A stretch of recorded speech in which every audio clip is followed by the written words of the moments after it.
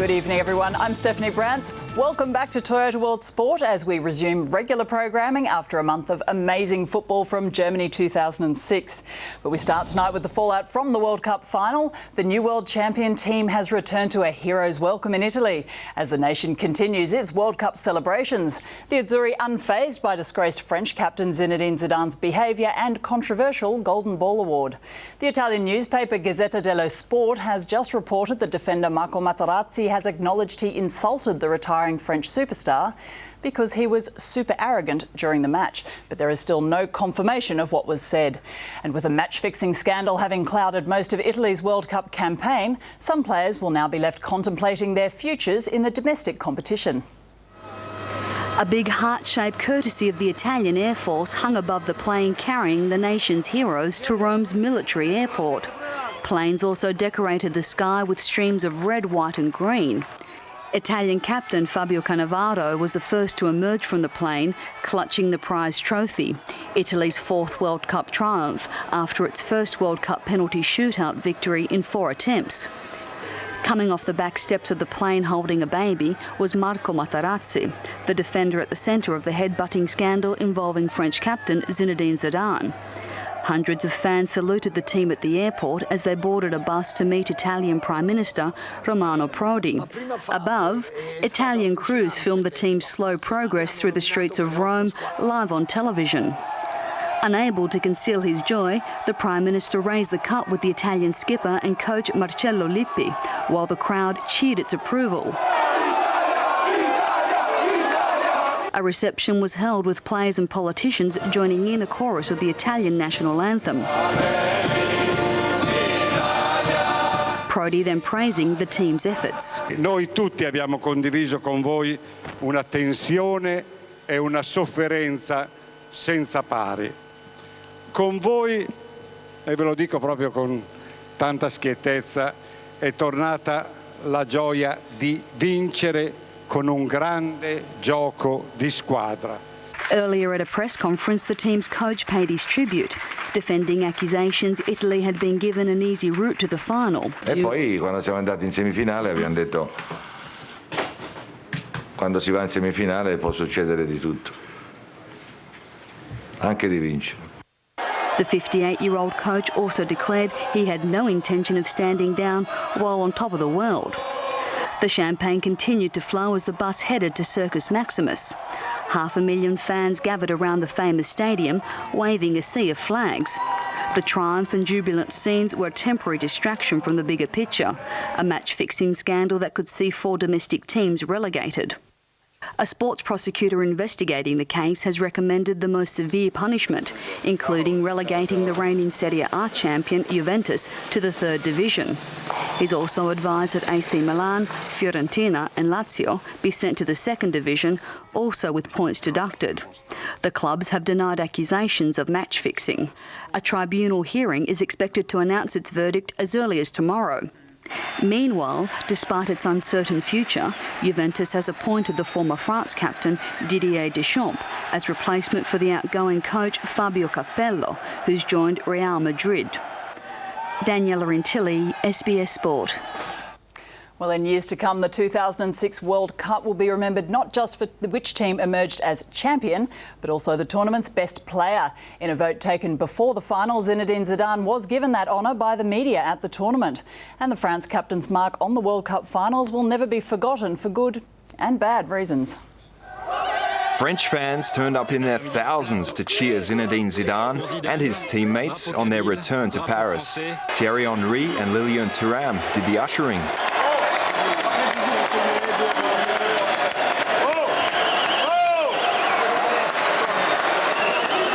The Golden Ball winner clearly preferring shadows to the limelight.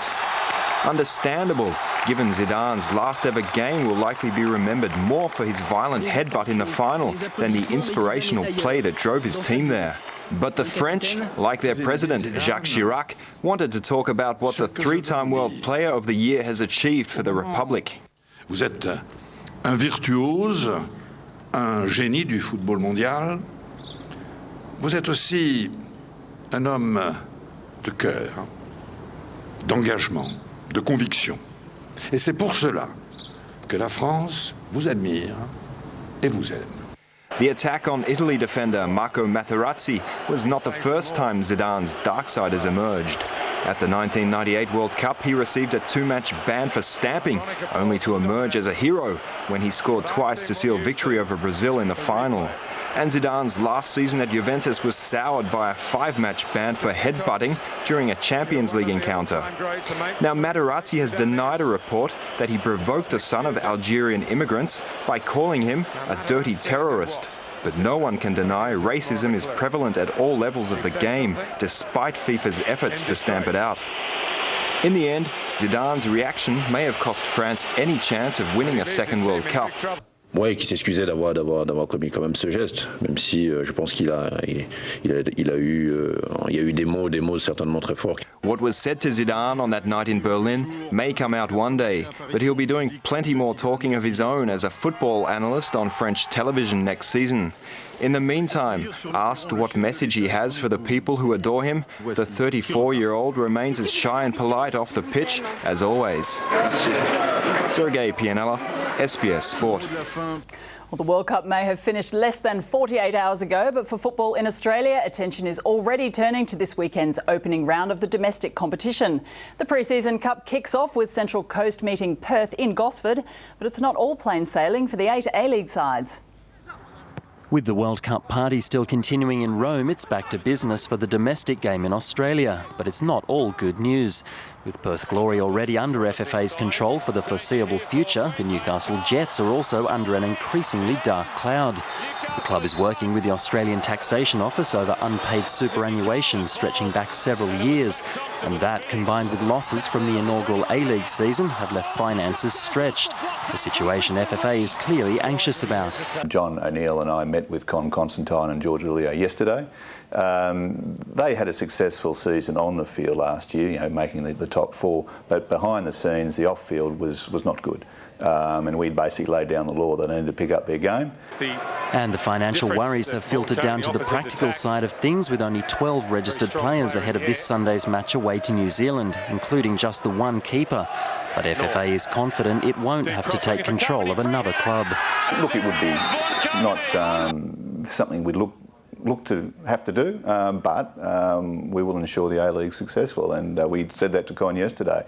If he feels it's all getting too much for him, he should say so, and we'll assist. Assist means step in and if need be, we would, yes. But I don't believe that'll be the case. Con loves his football, is committed to it, and as I said, the meeting was very blunt yesterday, and he's got the message. In more positive news for the local game season, ticket sales are well up at both the Mariners and Sydney FC, with both already doubling numbers from last year. The latter has a new coach who's confident he can continue the club's run of success. The boys want to play good football. They want to pass it. They want to score good goals. They want to win. And every team's the same. And it's great that we all start level. It's great that last season obviously we won the title. So yes, the pressure's on, but. That's the way I enjoy it. That's the way these players are certainly, looking forward to this season.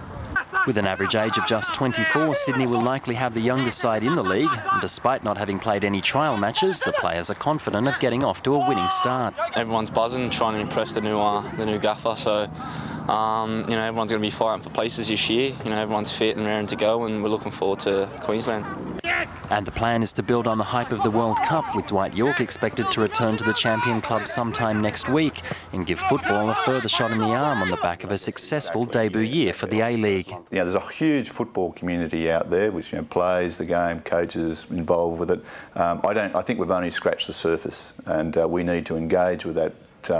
Those football family, those fans, the players, mums, dads, whatever, and get them along to A-League games. But to do so, FFA might need to ensure that the 8 clubs have their financial house fully in order sooner rather than later. Scott McIntyre, SBS Sport. Meanwhile, the Melbourne Victory has today added a third Brazilian to its roster, signing 23-year-old defender Alessandro today. The attacking left-back joins compatriots Claudinho and Fred at the club. No, that's not the same Fred who scored against Australia at the World Cup. Victory also signed former Melbourne Knights NSL player Roddy Vargas. Their opening pre-season match is against Adelaide this Sunday. And a reminder that next month we have exclusive coverage of the young Matildas' attempt to win the Women's World Cup, coming up on SBS. The tournament is being held in Russia this year, and you'll see all of Australia's matches in the group stages against New Zealand, Brazil and the host nation. If Alistair Edwards' side progresses to the knockout phases, all the young Matildas games will be live. And of course, no matter who makes it through, both semi-finals and the final will be brought to you live. In rugby news, Wallabies coach John Connolly says Australia's scrum must battle for survival against a bigger and more experienced pack when it takes on South Africa in the Tri-Nations this weekend. Australia suffered a 32-12 defeat against the All Blacks last Saturday, and there were some harsh lessons learned.